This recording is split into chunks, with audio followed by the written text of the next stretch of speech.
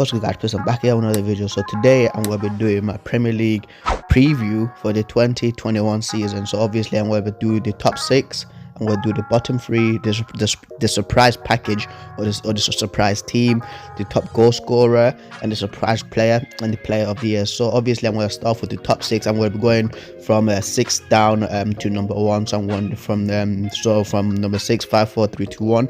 So obviously number 6, I think it's going to be Tottenham.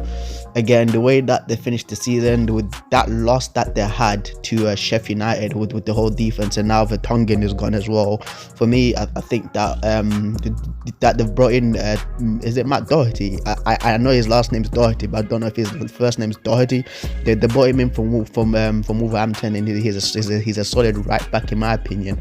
But again, it's just the whole point of like, do the players suit Mourinho's style of the whole defensive thing as well? Because if you guys do remember, Son and Hugo Lloris did have an altercation like in the last game. I forgot who it was. I think it wasn't Burnley.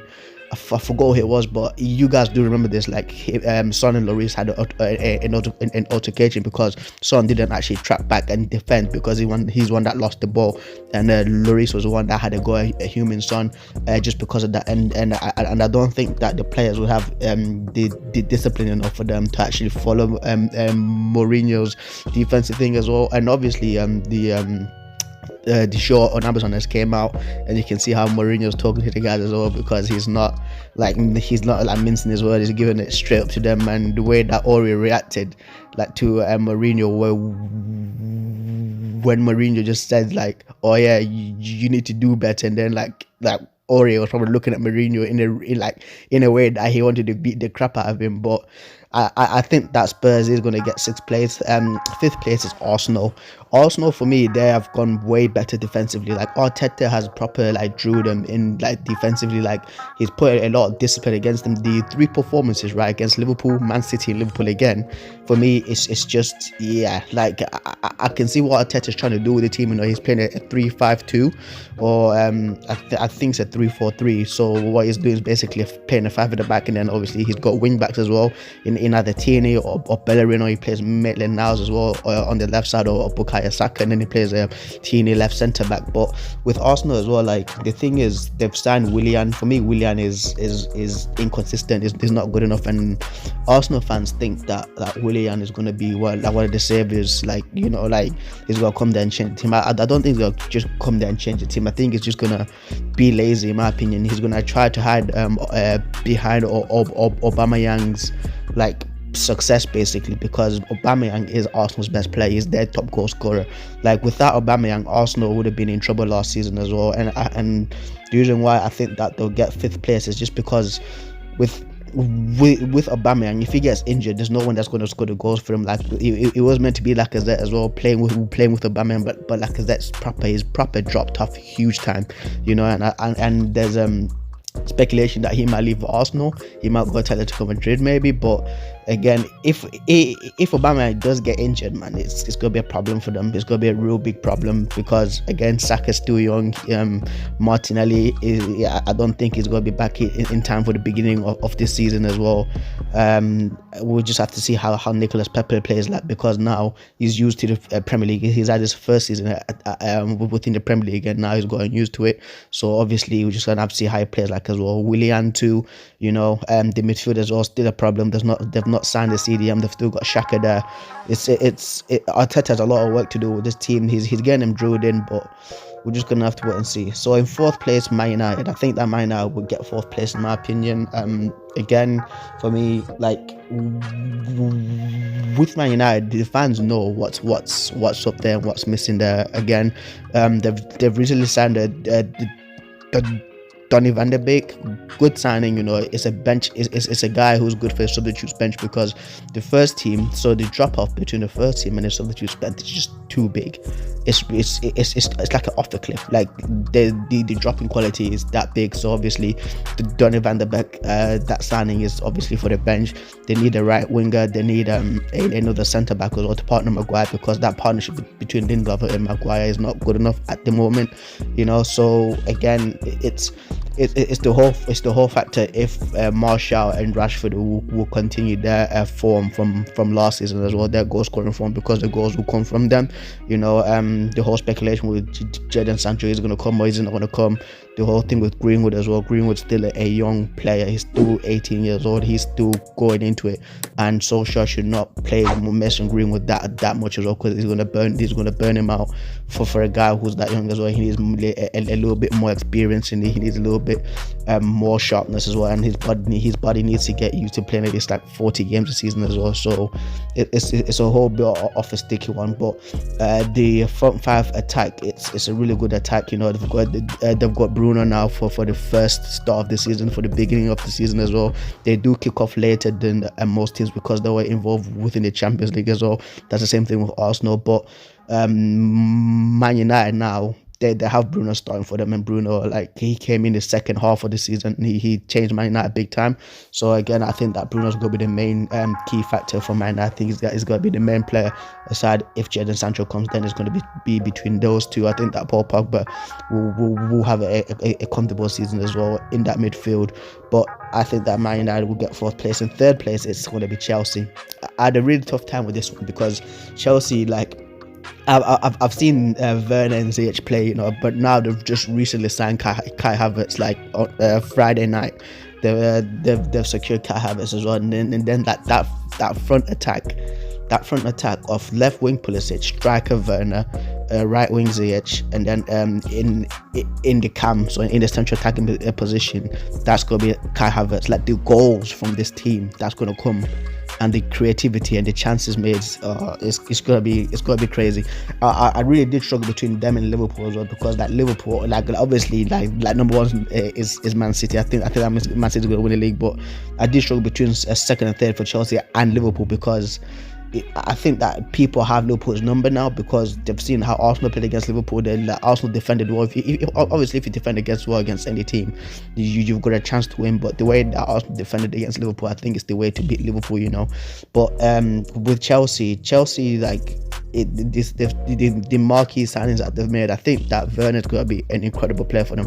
I think he's going to score the goals that Tammy Abraham missed last season, because Tammy Abraham missed a lot of chances, and Chelsea fans will agree with me this, because like Tammy Abraham she should not be a main striker for Chelsea. He should come off the bench and be like a target man. But I think that Werner is just going to, because the thing with Werner, he's sharp, he's quick, and the way that he scores the goals as well, he just like either slots it in or just smashes it in on target. He did play against Spain the other day and actually bagged himself a goal as well. Looked really good.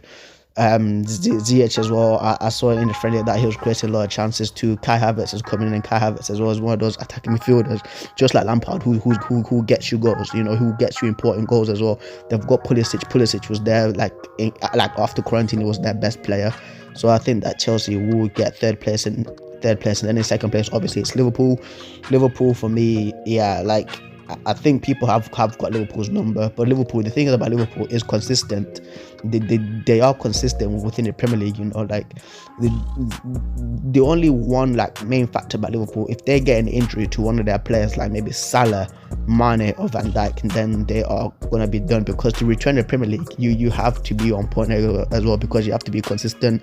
Like, Van Dijk is their best defender. If he gets injured, like how Laporte got injured last season for Man City, like if you guys want to talk about when Laporte got injured, right?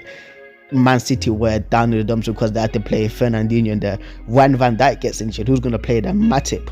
It's going to be like a huge drop off as well. And returning to the Premier League is always a tough thing as well, because I think that Liverpool would be motivated by catching Man United's 20 Premier League titles and chasing that record as well.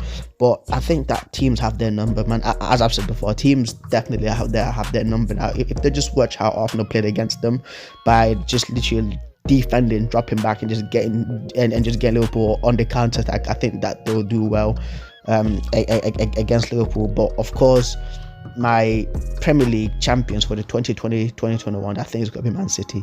The thing with Man City is they are going to bring in Koulibaly, and when Koulibaly is playing alongside Laporte, that centre-back pairing is just too much. That was the only thing what let down Man City last season, was literally the defense. The strikes, like, that attack is ridiculous, man. Mahrez, Bernardo Silva, Phil Foden, Kevin De Bruyne, Gabriel Jesus, Aguero. Now they've put Ferran Torres in. I've seen Ferran Torres play against Germany as well the other day, and he looked impressive too. And it's just going to be too much, man. It's just the squad depth as well. I think that when they bring Koulibaly in, it's going to be a game changer, man. It's going to be a game changer. I think they want to sign him for 64 million for a 29-year-old, but they've got the money to do that. But like, yeah, guys, that's literally my Premier League top 6. The champions being Man City, so Spurs number 6, Arsenal number 5, Man United number 4, Chelsea number 3, Liverpool number 2, and Man City number 1. So my bottom 3 would be Brighton, Fulham, and West Brom. I think that Brighton are going to go down this season. You know, I think that they've ridden the luck a little bit too much now. I think that teams they know what to expect from Brighton, because when teams went to Brighton, right, they were like, it's just a small team, and they underestimated them, and then that's when they got surprised by the sucker punch. But now I think that Brighton are going to get got by a lot of teams as well. Fulham, they've done this literally. Fulham came up like a few seasons ago, and they literally got relegated back down again.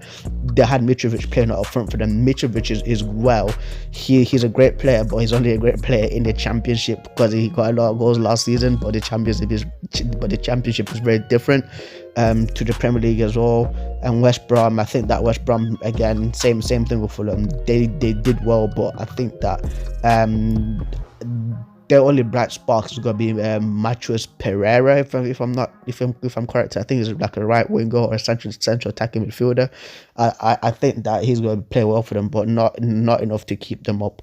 My surprise team is going to be Leeds or Everton. Leeds have got the Spanish Armada coming at people like crazy. They've got Pablo Hernandez. They've recently signed Rodrigo from Valencia, Kiko Casilla, Calvin Phillips. They've got a lot of great players as well, great individual players who can actually do a job. Rodrigo, I've seen him again play against Germany, and he was looking sharp as well.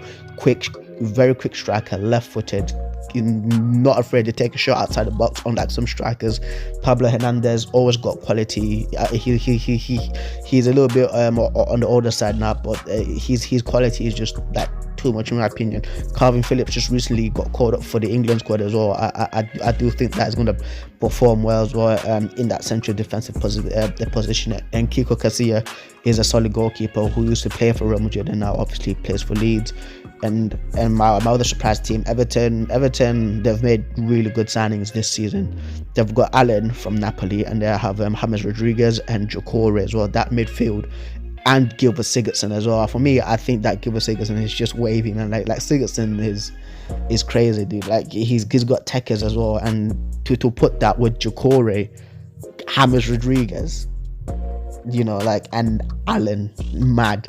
It's gonna be like an interesting season as well. And I've got Ancelotti as well. Ancelotti is not there just to collect checks. Like Ancelotti is there to be a Don Mafia guy, you know, like to actually take charge of Everton and actually bring them up to challenge for the top 5, you know. And I think that they will. I really do think that they will as well. I think that they will on the terms of like Wolverhampton and Leicester on that level now as well. They've still got Richarlison, Calvert-Lewin playing well too. So yeah, I think those are my 2 surprise teams, Leeds or Everton. Top goal scorer, it's going to be either Aubameyang, Werner or Harry Kane.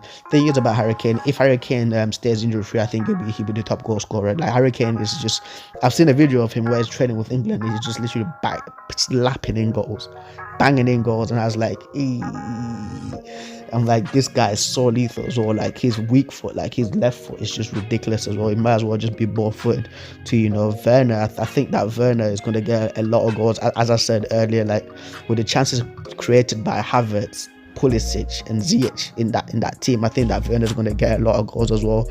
Plus the whole counter-attacking style of Chelsea as well. Werner's a really quick guy. For you guys who don't know, Werner is really fast as well, and I think that he's going to be up there. And Aubameyang, that's a given. For me, Aubameyang is already one of the top 5 strikers in the world right now. You know, his Arsenal's like hitman. Like when Arsenal need a goal, like Aubameyang always gets them a goal. But it's gonna be a hard top goal scorer decision as well, because they're really good strikers. If Aguero comes back and is fit, don't forget Aguero as well. Jamie Vardy's there too. I won't say Anthony Martial, because Martial is a very different striker to all these guys. I don't think that Martial is like an out and out ruthless striker like Aubameyang, Werner, Harry Kane, Sergio Aguero or Jamie Vardy. But anyway, my surprise player of this season, that's a hard one, you know. I think that it might have to come from one of the Chelsea guys. Honestly, I think that Pulisic might come out again and be surprising to people. So something's telling me that Pulisic will play well. A lot like Havertz. I've seen Havertz playing well in Germany, and for the type of midfielder he is too. It's a hard one as well. Like this is a very hard one to see. It's tough. It's very tough, because obviously we've not seen how the season started back up again, you know. But again, for me, I'm just like, just let Eddie Van der Beek, but he's not gonna play that much, because obviously he's gonna come off the bench. It's a tough one, but I think it's gonna be one of the Chelsea guys that they've recently signed. Them a player of the year. That's gonna be tough. Oof. Again, season just started, guys. Well, it's gonna start next week, because right now it's a Saturday. Player of the year, man. Player of the year.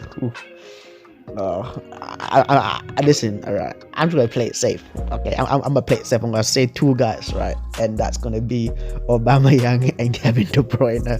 That is it. That's what I'm saying. I'm just playing it safe, because for me, at the moment right now, I've not seen like anyone play. You know, I've not seen how anyone start. You know, like Kevin De Bruyne might be the worst player of the season, maybe.